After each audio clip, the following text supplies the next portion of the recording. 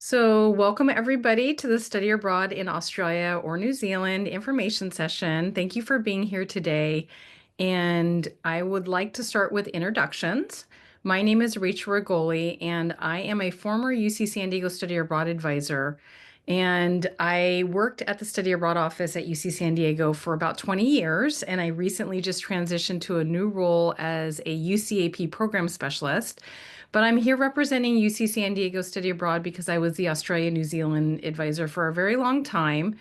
And so I'm here to discuss how you can study abroad in Australia or New Zealand. I will answer all your questions at the end of the session. So if you have any that come up, please hold on to them. I will stay on Zoom as long as it takes to answer everyone's questions.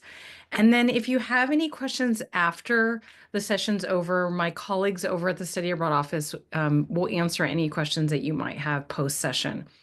But I am an alumni of the UCAP program. I studied abroad for an academic year at Melbourne University in Australia. So obviously, Australia is near and dear to my heart, as well as New Zealand, which have spent quite a bit of time in New Zealand as well.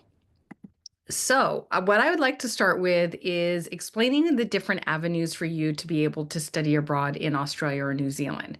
So, the first four are UC San Diego or UC programs, and I'm going to be talking about those four programs in length during this session.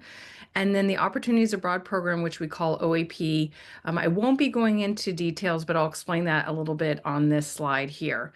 So UC San Diego offers two programs, Global Seminars and Global Exchange. And then the University of California offers the Education Abroad program, or you can study abroad through other UC campuses. If you would like to go outside the UC system, you are allowed to do that as a UC San Diego student, and you could do that through the Opportunities Abroad program. And what that means is that you could potentially do direct enrollment at an Australian or New Zealand university and pay your tuition directly to that university in Australia or New Zealand. You might want to do that if you don't find program options through UCAP or other avenues through the UC system. But there are some nuances if you do this option. So I would encourage you to take a look at the studyabroad.ucsd.edu website and learn about how AP works, because it is very different than if you stay within the UC system. And the credit works differently and all of that. So I'm not going to go into OAP today, but I just want to mention it so you understand it in case you decide it's a viable option for you. So let's talk about UCAP. So UCAP stands for the University of California Education Abroad Program. And I hope you have your phones with you. I have a lot of QR codes on this PowerPoint. This QR code will take you to the UCAP website where you can look up Australia and New Zealand program pages. But the UCAP program is a system-wide UC study abroad program. So it doesn't matter which UC campus that you're from. You, as an enrolled UC student, you're eligible to go on a UCAP program. And UCAP, it's like you've never left UC San Diego. You will get UC credit. The grades that you receive from studying abroad through UCAP will be factored into your UCSD GPA. Your financial aid can go with you. It's very streamlined. And there are over 160 programs approximately in 40 locations in countries around the world. So UCAP has a lot to offer UC students. There are summer programs, there's quarter programs, semester programs, year-long programs. They offer programs fall, winter, and spring, all different types of terms available on the UCAP program. And a good portion of the UCAP programs are with partner universities, and I'm going to be talking about the partnerships that we have with universities in Australia and New Zealand if you decide UCAP is the best fit for you. So UC San Diego Global Seminars is another avenue for you to be able to study abroad. However, in summer 2025, they don't have options in Australia or New Zealand. But that could change. So I'm going to talk about global seminars in general. Also, in case you decide you really like this way of going abroad and the model of global seminars, you could conceivably consider a different location if you feel that summer 2025 is the best fit for you. So this QR code will take you to the Global Seminars page. And global seminars are summer 5-week programs, so they're only offered during the summertime. And you would go abroad with a UC San Diego professor. So you're going to take 2 courses while you're abroad. You're going to get 8 units for those courses, and it's a very small cohort. A lot of the global seminars programs are very small. They usually max out at 28 students. Sometimes they're only like 15 students. It really depends on the program and the popularity of that program. And so if you decide that you really want to go on a program with a UCSD professor, I would recommend you look at the Global Seminars website. You can see where they're going for summer 2025. Maybe you decide you want to work on some college GE requirements, work on like the MMW courses or the Hume classes if you're a Revell student. So if you like the idea of going with a UCSD professor, take a look at Global Seminars. Global Exchange is also a UC San Diego program, and this program is a bilateral exchange program between UC San Diego and universities overseas. And there is a location in Australia at Macquarie University, which I'm going to be talking about later on this presentation, where you can study abroad in Australia. You'll be paying your UC San Diego tuition. Your financial aid can go with you. But it is a little bit different than UCAP in that you would receive transfer credit for the courses that you take while you're abroad. You can still count these courses towards degree requirements by working with your academic advisors, but the way the units come back do differ a little bit than UCAP. Now, Global Exchange is going to be fall or spring options. We don't really offer summer options with Global Exchange, and this QR code will take you to the Global Exchange page should you be interested in UC San Diego Global Exchange. The other avenue for you to study abroad is through other UC campus programs. So just like our global seminars where you can go abroad with a UCSD professor, a lot of the other UC campuses also run their own faculty-led summer programs. So unlike Global Exchange and UCAP, which are going to offer fall or spring options, academic year options, if you go on a other UC campus program, like let's say through Berkeley or UC Davis, you're going to be going abroad during the summer, similar to global seminars. And most of the other campuses, the model is, similar to global seminars where you go abroad with a faculty member from that campus. However, some of the other UC campuses also offer internships and research opportunities. And because these are UC programs, you'll get UC credit for and UC units and grades, UC grades for the programs that you participate in. And this QR code will take you to our page that links to the other UC campus programs. And I'm going to be talking about some options through Davis later on in the presentation. So financing your study abroad, I did want to talk about financial aid and costs and being able to afford study abroad. We want to make sure that study abroad is accessible to all students. So if you are concerned about cost, definitely talk to the study abroad advising team about affordable program options. The good news is you can use your financial aid if you're going on an academic bearing program. So to give you an example, if you're studying abroad during the fall, the aid that you would have received for the fall term can go with you with study abroad. The same happens if you're going on a year-long program. That aid you would have received for your studies here at UCSD just get moved over to your study abroad program. Now, if you're going on a program outside the UC system, it does differ on the type of aid that you can take with you. And the way summer aid works is a little bit different than the aid during the academic year. So I recommend that you attend one of the upcoming financial aid sessions. We have an in-house study abroad advisor. Our UC San Diego is very lucky that they have this in-house financial aid advisor that can meet with students and talk to students about their financial aid package and give estimates of what your aid would look like for studying abroad. His name is Eduardo, and he is actually at Drop-In Advising, which we do through Zoom on Fridays from 10 to 11:30.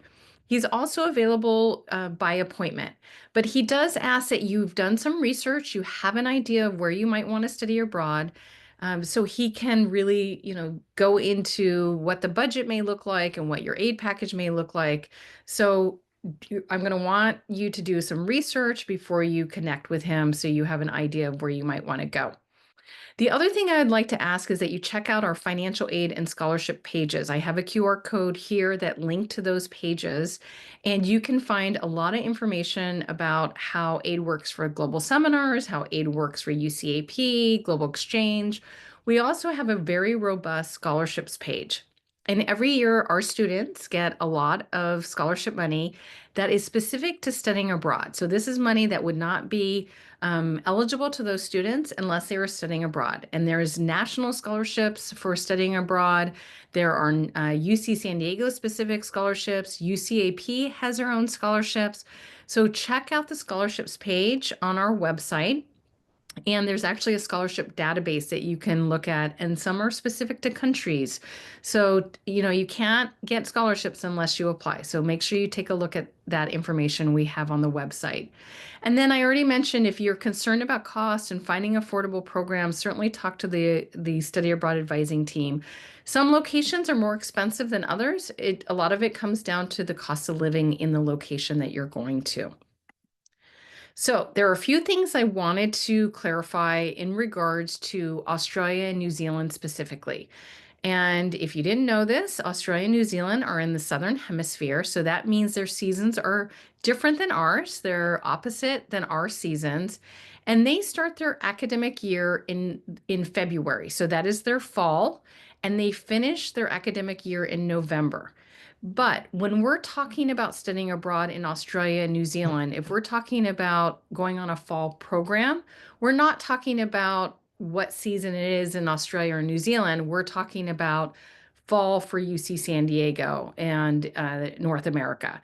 So the fall term in Australia for the semester schools, which is all but one, the semester two starts in July and ends in November. Actually, I take that back. Some of them start in late July. So you're looking at really starting during our summer because you will be entering Australia or New Zealand really sort of in their winter.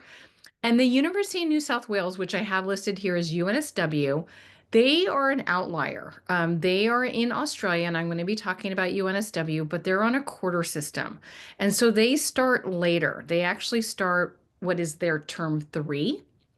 They start in September, I think late August, early September, and they finish up in December. And that's a quarter length program. So it's going to be less expensive than the semester based schools because you're just not going to be in Australia as long. And that's their winter and spring. Winter and spring programs are start in February. That's the beginning of their school year. So if you want to like start in Australia or New Zealand, like when all the students are coming back from their holidays, you would go on a spring semester program. That's their semester one. And UNSW in Sydney, Australia, their program runs early January to mid-May. So you would miss 2 quarters from UCSD for the spring term, no matter where you go. But if you go in the fall, you're only going to miss 1 quarter at UC San Diego, and depending on the program, some of our summer. So UCAP in Australia and New Zealand, some of the programs have limited capacity, and UCAP is doing rolling admissions now. So what that means is they are processing applications as they are received. And for summer programs, they are opening the UCAP application portal on November 14th at 9 a.m. And for fall and year-long programs, they're opening the portal on November 20th at 9 a.m. So if there's a particular program that you are super excited about and it's your absolute top choice, you can only apply for one program for the same term. So you can't apply for a program, 2 different programs in Australia for the fall term. You have to pick your top choice. Most programs in Australia and New Zealand will have plenty of space and most likely will not fill up until the deadline closes. However, EAP, if a program fills, they will close the program to future applications. So if you know that you have a top choice, get your application in, when the portal opens or as early as possible. That's just my suggestion because they use a timestamp. The other thing I want to mention is in today's session, I'm not going to go into a lot of the academics. And the reason being is you really can study everything at every university in Australia and New Zealand. They're English speaking, they have all different majors and disciplines. So students will often ask me, well, where can I go study biology? Well, you really can go study biology everywhere. EAP on their academics tab, and I'm going to show you later on in the presentation where you can find this information. They have a comparison chart where you can see sort of a comparison between the Australia and New Zealand universities, and they have notes about which universities are strong in a particular subject area. But I always tell students, look at the course offerings, which UCAP on the academics tab, they always link to the host university course catalog. And you may find that a particular university offers classes that aren't offered here in your major, and you're really drawn to that particular university. So you really want to think about, what it is you're looking for in not just the academics, but also location, weather, all of it. We want you to be happy when you're spending your time in Australia or New Zealand. So let's talk about New Zealand, and then we'll move on to Australia after we've covered New Zealand. And UCAP has partnerships in 5 locations. If you look at the map, you can see New Zealand has 2 islands, the North Island and the South Island.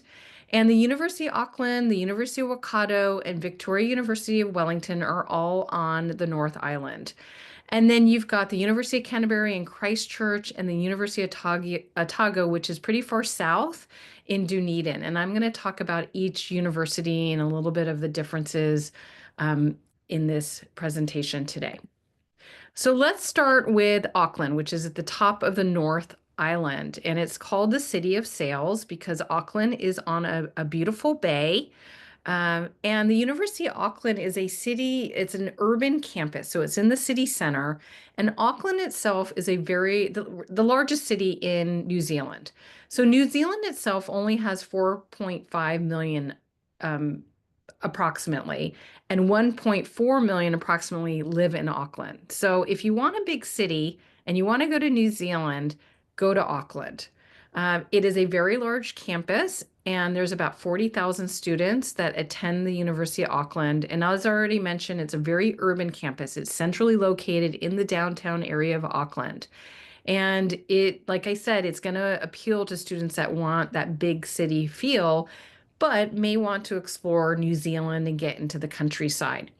So if you would like to go to the University of Auckland, you need a 2.85 GPA at the time of application, and you need to have junior or senior standing by departure. So the next location I'd like to talk about is Hamilton, and Hamilton is about an hour and a half south of Auckland. And it is more of a town. There's about 220,000 people that live in Hamilton. And at the University of Waikato, there's only about 13,000 students. So it's a lot smaller if you compare it to the University of Auckland with 40,000 students. University of Waikato is going to feel way more homey. And in my opinion, it's going to be easier to meet local students because it is a smaller university. They also have the largest Maori student population in all the universities in New Zealand. So if you are interested in Maori culture or learning more about Pacific Island culture, then I would say University of Waikato is an excellent option for you. It's a very tranquil campus, lots of greenery, lakes, very peaceful setting. And if you want to go to Auckland and get your big city fix, it's not too far away. Like I said, it's only about an hour and a half away from Auckland. And the University of Waikato has a little bit of a lower GPA requirement. It's a 2.75 GPA requirement at the time of application, and they also require junior or senior standing by departure. The University of Waikato is offering a new option for UC students, and this is a marine conservation summer program. So this is what we call a theme program.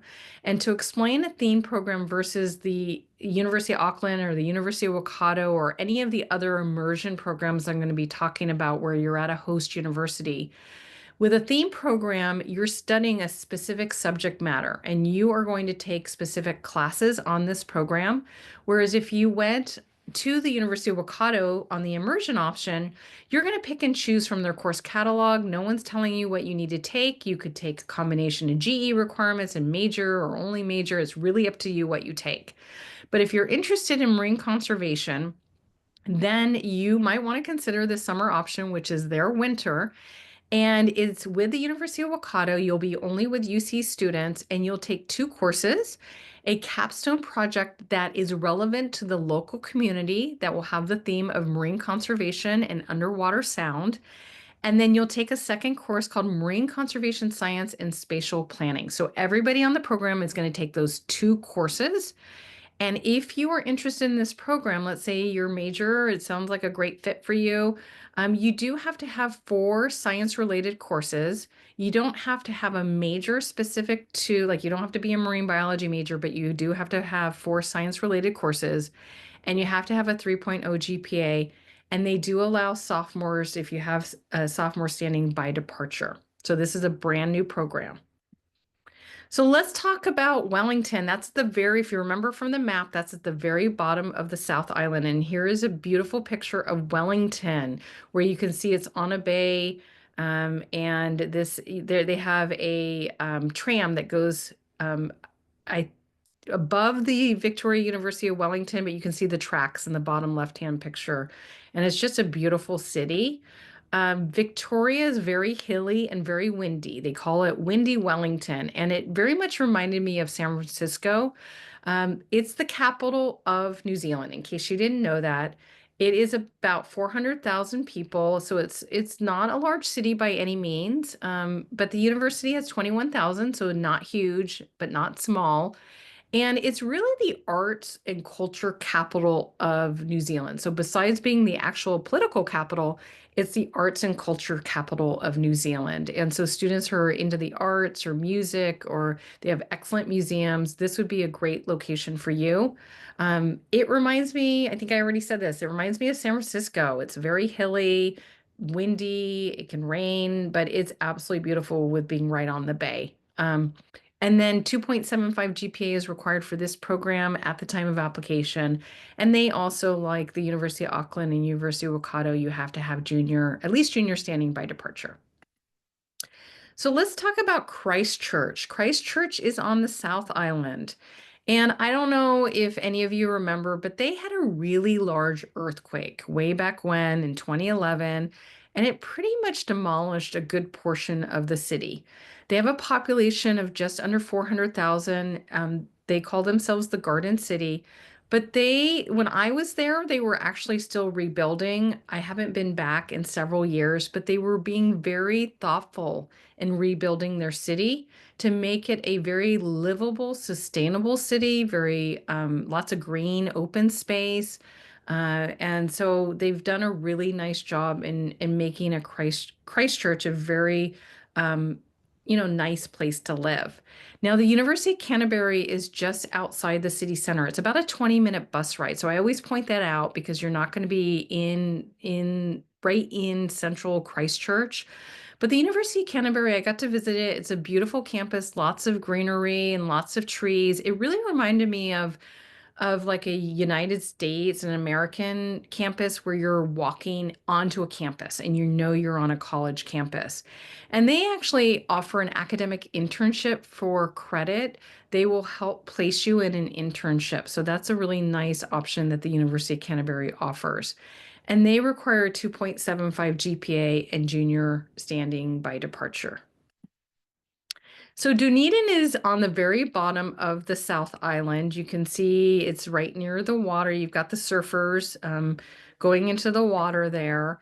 And our partnership in Dunedin is at the University of Otago. And the University of Otago only offers a fall semester option. So if you're thinking about spring, it's not going to work for you at the University of Otago. It, like the University of Canterbury, is around 21,000 students, but it's much smaller. It's a college town. So about 118,000 people live in Dunedin, and it is a great option for those of you who want to be outdoors all the time. I mean, literally, You can get out of the town and be in the middle of nowhere pretty quickly.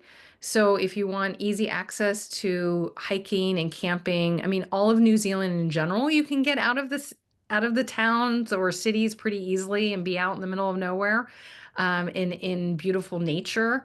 But if you're a surfer too, Dunedin is a great option. You're just going to need those thick wetsuits for Dunedin. And it's a 2.85 GPA and then at least junior standing by departure. So now let's talk about Australia. And I don't know, you probably can't tell from the map, but Australia is a lot bigger than New Zealand. And the big difference I always say between Australia and New Zealand is New Zealand, it's really great for those who want to hike and do really a lot of outdoor activities. Most of the partner universities, and we have one, two, three, four, five partner universities in Australia, they're in larger cities. And so you're going to have more of the city living experience.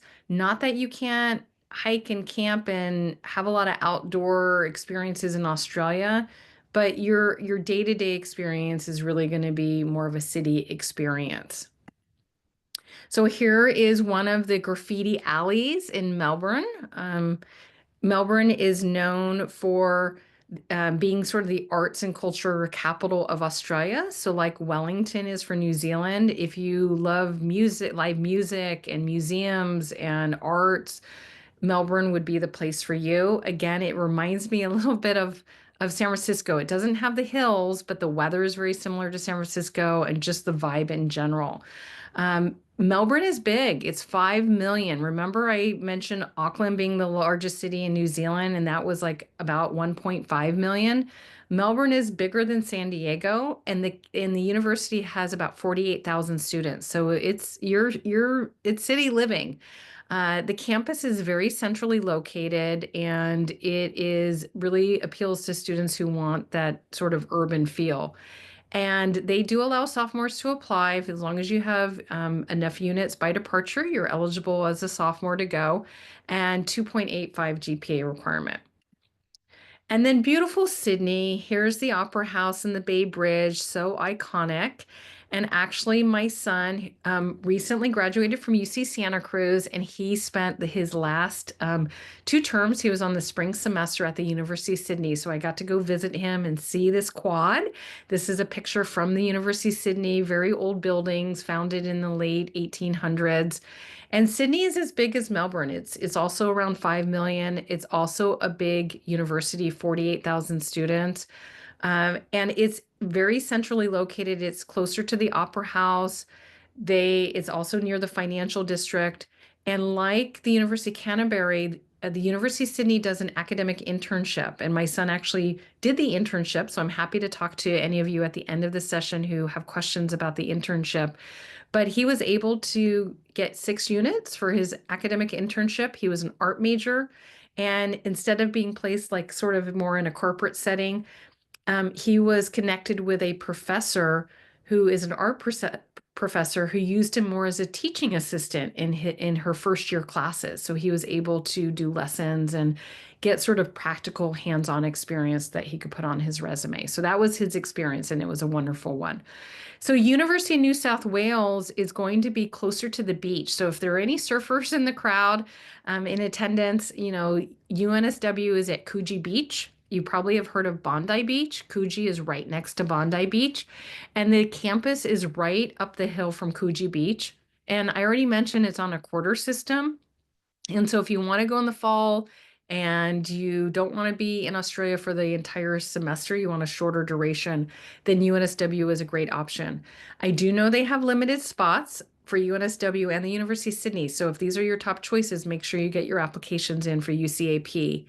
And then the weather is going to be a little bit more similar to Southern California because it is further north. If you remember the map, Melbourne was sort of at the bottom of Australia, and then University of Sydney and UNSW are further north. So it gets warmer as you go closer to the equator, obviously. EAP is offering a new program at the University of Sydney. They're going to offer a summer option for our students, which is their winter break.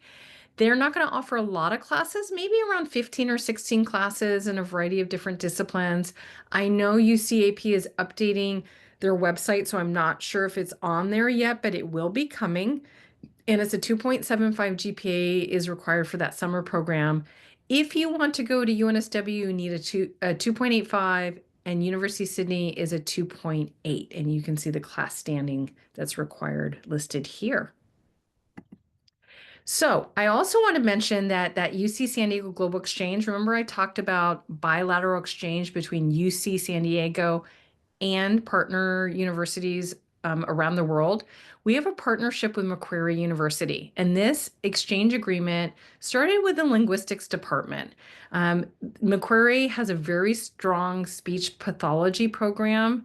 And so if you're a linguistics major and you're in attendance, this would be an excellent option for you. It is in a suburb of Sydney, so it's not centrally located, but there is a train that goes into the city center. I think it's about a 45-minute train ride. And this is only open to UC San Diego students. And you're going to pay your UCSD tuition. If you're on financial aid, you take your financial aid with you. And you only need a 2.0 GPA for this program, but you also have to be a social science major. So it's not open to majors outside the social sciences. So let's talk about Brisbane. If you think back to the map, we're moving north and we are getting warmer in temperatures as we go further north in Australia. Brisbane is a little bit smaller than Melbourne and Sydney. It's only 2.2 million. So if you're looking for a city but not something too big, then this is a great place for you to go. It's a large university, 57,000 students approximately. And the reason why it's so big is it's really like one of, Queensland doesn't have as many universities in general. So you just have a large student population at the University of Queensland. Brisbane is a very livable city. There's a river that runs through it. You can take river taxis to get from point A to B. It's more of a tropical location. So think more like Florida weather. And it's not right on the beach. I always mention that to everybody because they think, everything in Queensland is right on the water. It will take you about an hour to an hour and a half to get to the beach. So that's something I just want to mention if you are thinking about location and want to be closer to water. And you do need a 2.85 GPA to study at the University of Queensland. So the last program I'd like to talk about is the Australian National University. And ANU is usually one of the top ranked universities in all of Australia. So it is in Canberra, and Canberra is the capital of Australia. You may not have known that. A lot of people don't. But it's between Sydney and Melbourne. And basically the history behind it is Sydney and Melbourne were fighting over who would be the capital. So they put it right between the two cities and they created Canberra. And it's not a big city. It's about 400,000 students. So think back to like when I was talking about New Zealand, it's going to be more of a small city.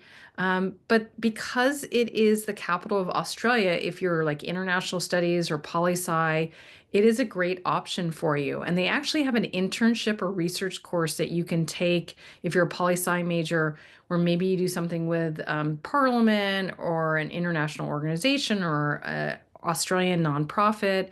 So if that speaks to you, then Australian National University would certainly be a great option for you. And you need a 2.7 GPA in order to go on this program. They also want students that go on this exchange program to have had 2 quarters at UCSD at the time of application. So if you are a first year transfer student, unfortunately, you're not going to be eligible for fall 2025 on this program.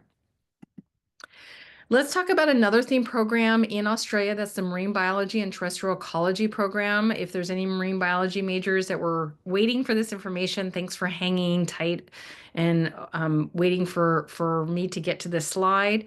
This program is hosted by the University of Queensland. Brisbane is not at the Barrier Reef. It is near some wonderful reefs in general, but and you will be going to the Great Barrier Reef when you're on this program. But I always like to mention that Brisbane isn't located right on the Barrier Reef.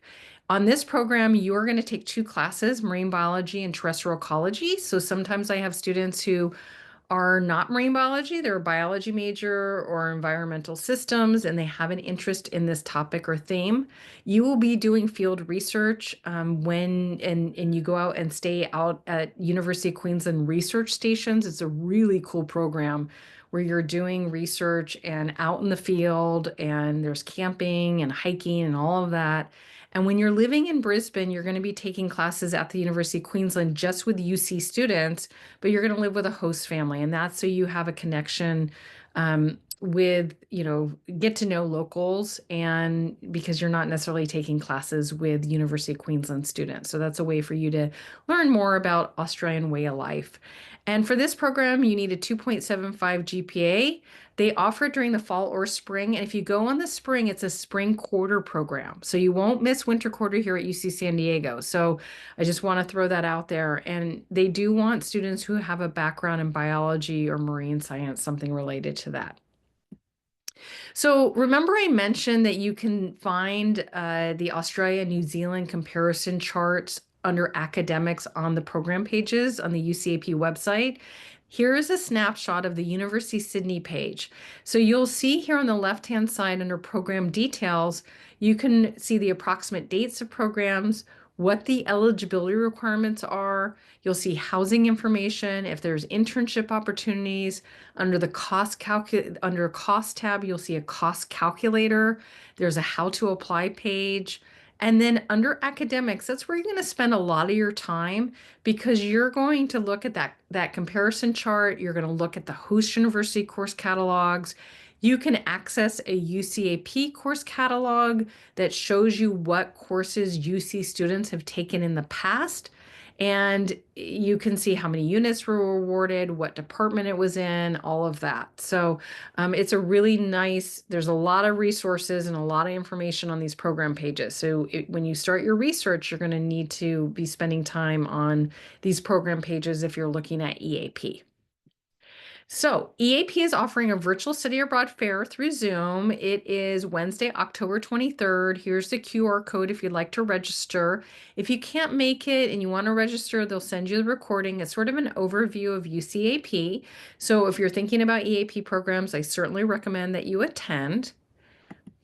And then remember I talked about other UC campus programs during the summer. Well, UC Davis offers 3 options, 2 of which are in New Zealand, 1 is in Australia, and the 2 that are in New Zealand are internships. So you would get academic credit, UC credit for doing these internships, and they are either in Auckland or in Wellington. So you would apply through UC Davis and do an application through Tritons Abroad through the UC San Diego Study Abroad office. And then they also offer a pre-vet program in Port Douglas, Australia, which is pretty far north in Australia. I don't list any of the other UC campuses because a lot of the other UC campuses haven't released their summer 2025 options. So there may be other options in Australia or New Zealand. So certainly go to our homepage, the Study Abroad UC San Diego homepage, and I'm going to show you here. This is a screenshot from the Study Abroad office website, and you can see here under students, like if you can click at the top, there's a students drop down navigation tool, or on the left hand side, and there's a find a program feature. So you can click on global seminars or UCAP or other UC campuses. Also at the very bottom is a nice chart that compares all the different programs on how financial aid works, how if you get UC credit versus transfer credit, all of that. So definitely take a look at this page. We also have, I'll show you in a second. But we are doing a lot of fall quarter events. This is when we really do all of our info sessions. There was I think an engineering session today. There's going to be a biology session coming up. Global Seminars is doing sessions throughout fall quarter where you can meet the professor leading the global seminar if you want to hear about what their vision is for the program. Global Exchange did a session, and you can watch the recording if you're interested in Global Exchange. So this is when we really spend a lot of time doing our outreach. So use this QR code to see if there's any other sessions coming up, or maybe you want to look at the recordings. Also, if you haven't done Get Started, I would recommend that you do it. I went through a lot of the basics of study abroad, but we're offering in-person study get started sessions as well as a get started course through Canvas. And you can just, it goes through all the basics and things to consider when making your decision on where to go. We also have a big study abroad fair coming up on Friday, October 25th. So I hope you'll stop by. It's from 10 to 2. You can register using this QR code. It's going to be on campus at the town square. It's really when we're all out on in town square. Global seminars staff will be out there. Global Exchange. We'll have a Fulbright table. UCAP will be there answering questions about their programs. So try and come to the expo if you can. It's from 10 to 4. And then I wanted to talk about the next steps. I already mentioned the get started. So there's a QR code here. But really, in order to study abroad, it's a partnership between our office and your department and college. So you're going to want to talk to your academic advisors, and you're going to want to look at your degree requirements, what you have left for graduating from UC San Diego. Are there certain restrictions? Like, do certain classes have to be taken here at UCSD? Which courses would your department or your college recommend you take abroad? Like, which ones should you save for Australia or New Zealand? When's the best time to go? Like, do you have sequencing courses that you need to be on campus? Definitely during your sophomore year, but junior year, fall quarter would be a great option for you. So talk to your academic advisors. Also, I want to note that we give you the units for your study abroad, but to count them for your major or your college requirements, that's a discussion you have to have with your academic advisors. Some departments and colleges have pre-approved course lists, some don't. So you're going to have to meet with your academic advisors, tell them you want to study abroad, have courses available ready to go that you can share with them, and talk to them about the program that you want to go on and how the process works to get your requirements fulfilled with the courses that you take from abroad. We're not expecting you to delay your graduation and just have a quarter of just random classes. We want you to work towards graduation, and you're substituting out courses that you would normally do here and you take them abroad, but you have to talk to your academic advisors. Also, we want you to review programs for the best fit. Look at costs. I talked about weather and city size and the size of the different universities. Also, think about what you're eligible for based off of your current GPA and who has the kinds of courses that you're interested in taking. Maybe they have your major, but do they have the kinds of classes in your major that you're interested in taking? And then if you're on financial aid or you're concerned about costs, certainly connect with Eduardo or study abroad advisors at UC San Diego. Um, there's cost calculators and cost information on every program page you're going to look at, so you have an idea what the cost would be. And then if you're thinking about summer 2025 or fall 2025 or even spring 2026, this is your application season. This is going to be when you're looking at what the requirements are and when the deadlines are. So you'll want to be paying attention to that. So how to apply in deadlines. Again, if you go to our website and you click on students on the left-hand side, there is a how to apply button.